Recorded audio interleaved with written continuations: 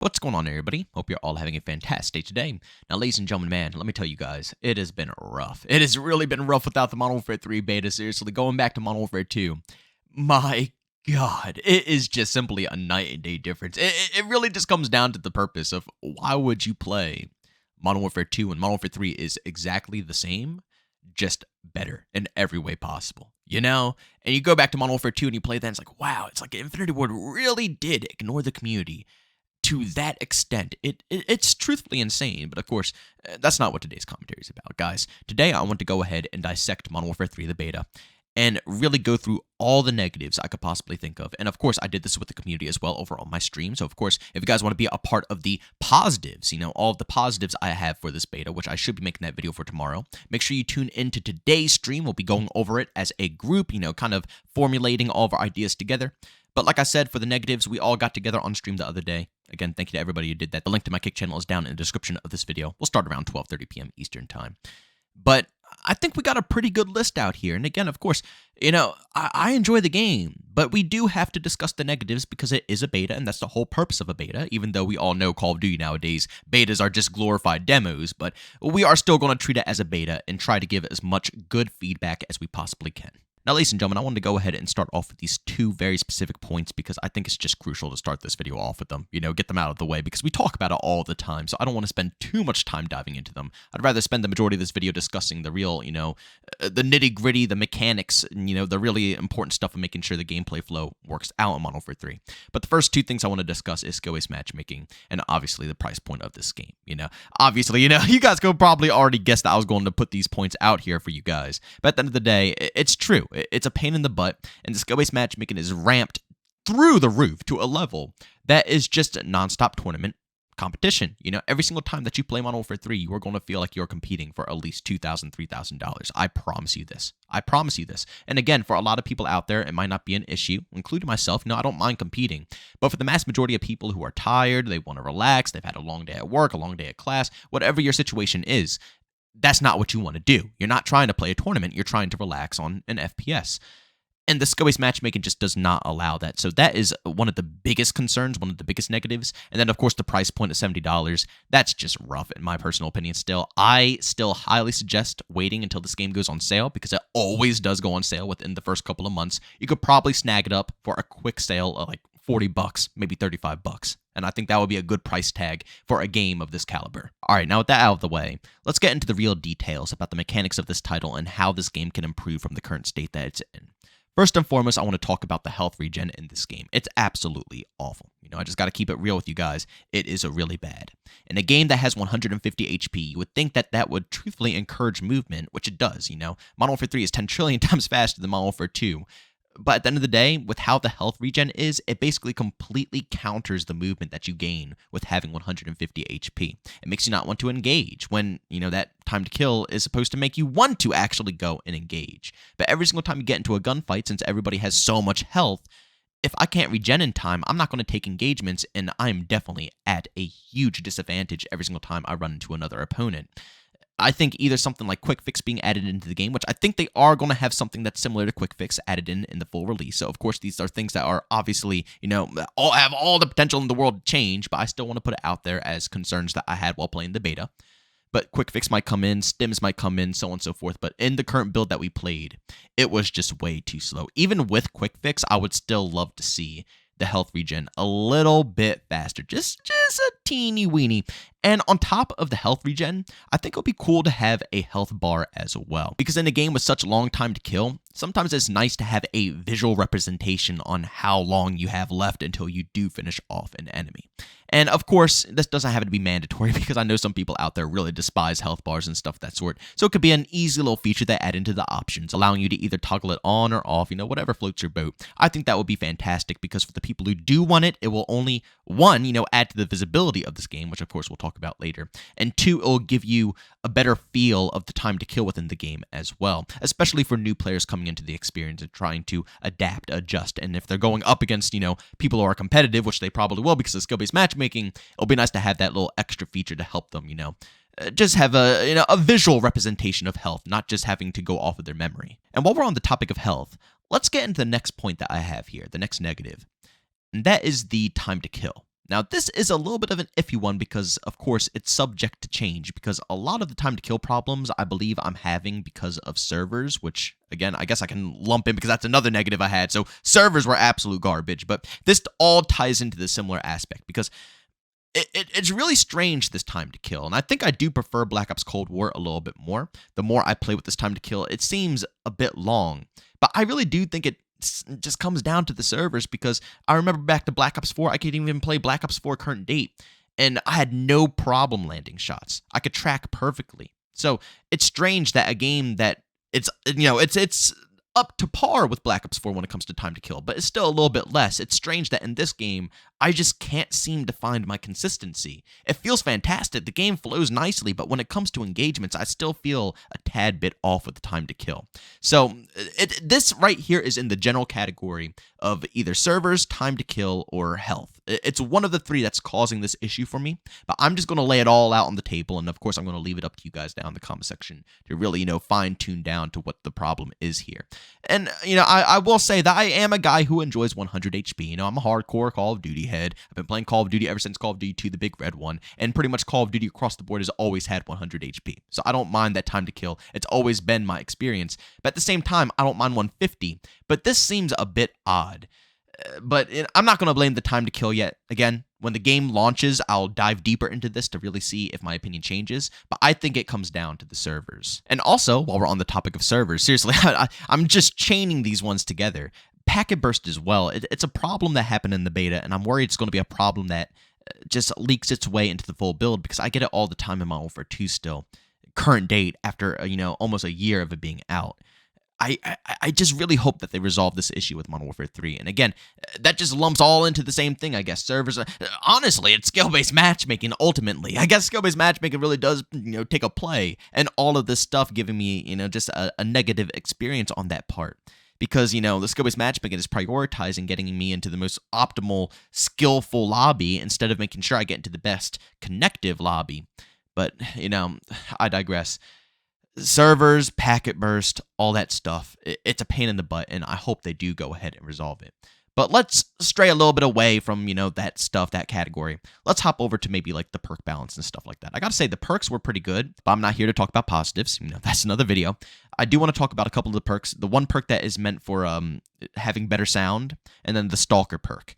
Those two perks, I think, need just a tad bit of work. I think the perk variety so far is good, but they do have to dive a little bit deeper. I think the headphones should be able to counter dead silence a little bit. Not completely, but just a little bit. And I think that's how they are intended to work, but they just didn't work in the beta. I guess we'll see when the time comes, but I think that'll be good counterplay. And then, of course, the Stalker boots. I already talked about this in my movement video, but I want to mention it again because it is a negative. The Stalker boots just do nothing for your actual strafe speeds. I hope they do tune it up a little bit, and I hope it just makes it a little bit more engaging, more fun, and, makes the gameplay a little bit more arcadey along with it. The next thing I have written down isn't really a gameplay mechanic. It's more of, a concern. And that is just the map variety. I really do believe I'm going to get tired of these maps very quickly. And it's only because I played so much of this game back in its prime. The Modern Warfare 2 OG 2009 version. I played so much of that game. These maps, I know like nothing. If I ever get into a lobby where I'm playing with people who've never experienced these maps, day one, it's over. I'm going to absolutely dominate, and I'm sure a lot of other people who know these maps as well will do the same exact thing. We're hopping into this experience, and it feels just so similar. It feels like we've already, played this, partially because it's literally just Modern Warfare 2 DLC, it's a patch, and the other half is because we're playing on all maps that we already know. It's not much, newness to the title, not much learning besides just learning, the time to kill again and the movement. That's about it. Everything else just feels so natural, and it just, it's not bad, but I am concerned that it will get boring quickly because I already know what to do. I already know how to play the game, basically, it's and all the game modes, domination, it's just another day. So I don't know how this is going to unfold, but, I guess we'll see in the long run if it'll get boring quickly because the first 2 seasons will get 6 new maps, but how long is it going to take to get those first 2 seasons? How many months are going to have to go past until we can get 6 new maps in the game and we have to deal with only remasters, I don't know. I really do think that the gameplay is going to be what holds the people's interest in this game. At least that's what it was for me. The maps were fun and all, but it's going to get tiresome. What's really getting me hooked is just the skill gap that this game provides, I guess. But moving back over to the mechanics of this game, I want to talk about the spawns. The spawns are just, they're really bad, okay? They're really, really bad. And I understand it's a beta and spawns always improve, but these might be the worst spawns that we've seen in a long time. You know, I'm not talking about Rust, you know, like the extraordinarily small maps where you're just spawning in front of people. I'm used to that, okay? Every single time they release a new map, that's how it is. And honestly, that's just the format of those maps. There's no room to spawn in, especially when there's a bunch of people standing on it. But, you know, for example, like you see here, Favela, on certain game modes, it's just atrocious. I can't tell you the amount of times I've spawned on the street side where an enemy spawns right directly on the other side of the building, and we just, literally, I just peek my head around and shoot him in the face and go about my business. On Favela, a map that's decently sized. I hope the spawns get a little bit of a rework. Again, I understand it's a beta, but these were pretty darn rough. And, you know, it's hard because, again, we played these maps back in the day, but the movement now, you know, it's a lot of things to take into consideration on why these maps might play a bit different and why these spawns might be a bit more funky. That it's going to be strange, but I think this can be improved over time. Next, I do want to also touch upon the weapon balance. Now, the weapons, you know, aren't that bad, especially when you get some attachments on them. But I would say there are some very clear metas that have been established within this game. You know, the Striker being one of them, or the UMP, if that's what you prefer to call it.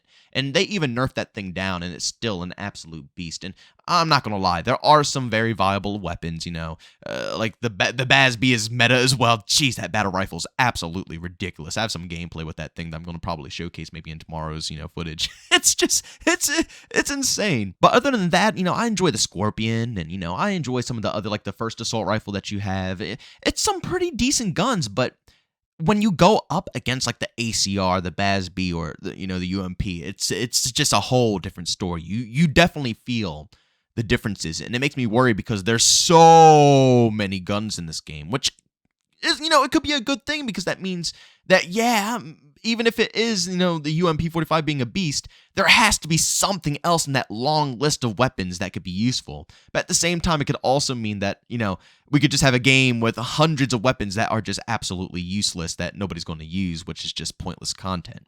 It's going to go one way or the other. Hopefully, they can balance this out, but so far, it needs a decent amount of work to make sure that people do want to, you know, step out of the boundaries and try other stuff. Next up, I would like to go ahead and talk about the actual visibility in this game. I will say, they touched upon this in the second beta, and it was nicely improved. I played the PS4 beta. It was awful. They added the nameplates. It did get better. But I think they could make the nameplates a tad bit more vibrant just to help differentiate, you know, the enemies and also your teammates as well. And talking about visibility, the player footsteps as well on your team are extraordinarily loud. It's hard, once again, to differentiate an enemy from a teammate.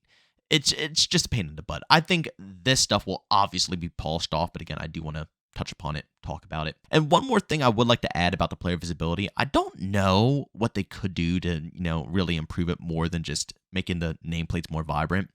It would be nice if they'll add like a red patch or something like that, like in Black Ops 4, Black Ops 3. I understand those games are near futuristic, but it really did help, you know, tell who's a friend and who's a foe with having a bright red patch on the enemy's vest. I don't know what they would do within this game. I don't mind if they put a bright, you know, red thing on our characters, because honestly, you know, this game isn't really trying to showcase itself off as a very realistic shooter. It seems that Sledgehammer is just really taking pride in this game being an arcadey type shooter. And that's mostly it, you know? So I don't think it'll be that big of a problem adding it. I don't think they will, but that right there would really help with visibility for a lot of individuals. But of course, if you guys have any other ideas about that category, go down in the comment section and leave your opinions down below. And the last few things I have here are kind of just like general fixes, you know, things like, you know, maybe adding in a kill streak counter. And I also heard that the Guardian, you know, if your teammate puts one down, it blocks, you know, it has an actual collision course between you and the Guardian. So if your teammate puts it down on the doorway, you can't get through it. So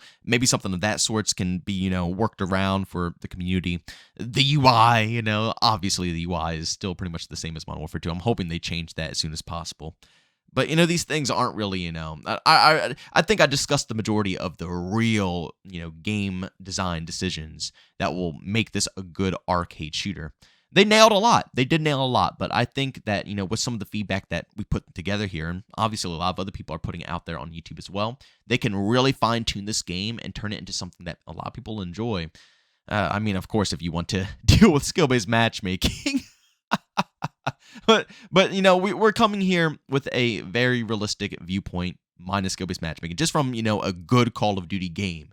You know, those things added on top of what they've already done, I think that would honestly make it one of the better Call of Duty games we've had in the past 5 years, of course, minus the matchmaking that we've had to deal with. But ladies and gentlemen, as always, if you enjoyed today's video, make sure you leave a like button if you hit it, leave a dislike. And also, guys, don't forget, subscribe, hit that bell if you want to be notified for more content just like this. We are going to be posting basically everything positive type video tomorrow, all the things that I enjoyed with this game, and, you know, things that I think that Sledgehammer actually did pretty well. We'll try to go ahead and put that video out tomorrow. Of course, if no other news or information drops, because if anything big comes out, then yeah, I'll probably discuss that, but you know how it goes. But more than likely, we'll have that video out tomorrow. And if you do want to partake in that video, like I said, today we will be streaming over on Kick. You can find the link to that channel down in the description of this video. That stream will go up around 12:30 p.m. to 1 p.m. Eastern time. And we'll probably do it in the beginning of the video. We'll sit there for a little bit and we'll discuss, you know, what we enjoyed about the game and go into some details about that so we can, of course, go ahead and put this video together for you guys. But as always, thank you for tuning in, and I'll see you on the next one. Peace out.